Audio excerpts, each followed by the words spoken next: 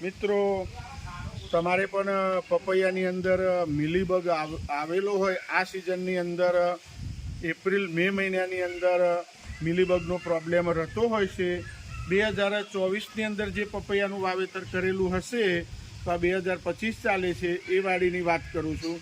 1 વર્ષ ઉપર જે વાડી થયું હોય એને અત્યારે મિલીબગ આવવાનો એક પ્રકારની ફંગીસાઇડ ટાઈપ ઉપર મિલીબગ કહેતા હોય છે, કપાસમાં પણ પહેલાં આવતી મિત્રો। તો એની અંદર એક જ ઉપાય છે, તમારે આ રીતના ડિટર્જન્ટ પાવડર લેવાનો, વોશિંગ પાવડર, આ ડિટર્જન્ટ કપડાં ધોવાનો પાવડર અને શેમ્પૂની પડીકીઓ લઈ લેવાની।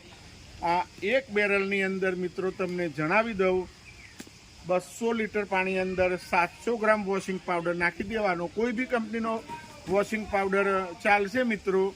અને આ શેમ્પૂની 1 રૂપિયાવાળી પડીકીઓ મળતી હોય છે બજારમાં, તો એ પણ તમારે નાખી દેવાની 200 લીટર પાણીની અંદર। આ તમને બતાવું। અને કોઈ બી કંપનીનો વોશિંગ પાવડર આપને બોલી રહ્યો છું તો આ રીતના વોશિંગ પાવડર લઈ થોડી સીધો આમાં નાખીને કમ્પ્લીટ ગોળ બનાવી દેવાનો વઘારીને, અને બાદમાં પપૈયાના ઉપર છોંટવાનું, પત્તા ઉપર નહીં મિત્રો, વચ્ચે જે પપૈયા લાગેલા હોય ફ્રૂટ તેનો છંટકાવ કરવાનો। તો અઠવાડિયામાં તમારો મિલીબગ ગાયબ થઈ જશે। મિલીબગ દરેક ખેડૂતને ખબર જ હોય છે, એ પણ તમને જણાવું।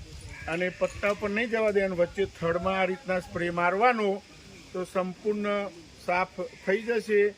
આ ડિટર્જન્ટ પાવડર યા વોશિંગ પાવડર જે કહેતા હોય મિત્રો, એ તમારે નાખી દેવાનો અને શેમ્પૂ નાખી દેવાનું તો સંપૂર્ણ કામ થઈ જશે। અને વિડીયો સારો લાગે તો બીજા મિત્રોને પણ શેર કરી શકો છો, લાઈક કરજો, સબસ્ક્રાઈબ કરજો, તો બીજા ખેડૂત મિત્રોને પણ આ વસ્તુનો ખ્યાલ આવે મિત્રો કે ડિટર્જન્ટ પાવડર પણ ખેતીની અંદર છંટકાવમાં પપૈયામાં વાપરી શકાય।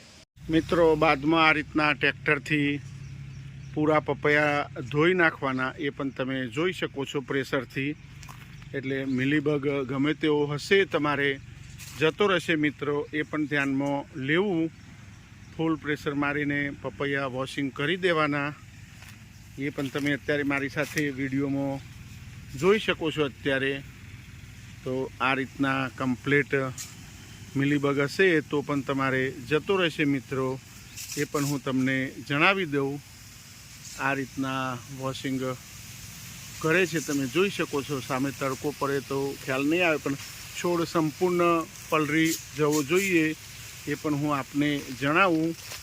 આ રીતના ડિટર્જન્ટ પાવડર અને શેમ્પૂ નાખીને ધોઈ નાખશો એટલે મિલીબગ સંપૂર્ણ જતો રહેશે મિત્રો, એ પણ તમે અત્યારે મારી સાથે જોઈ રહ્યા છો।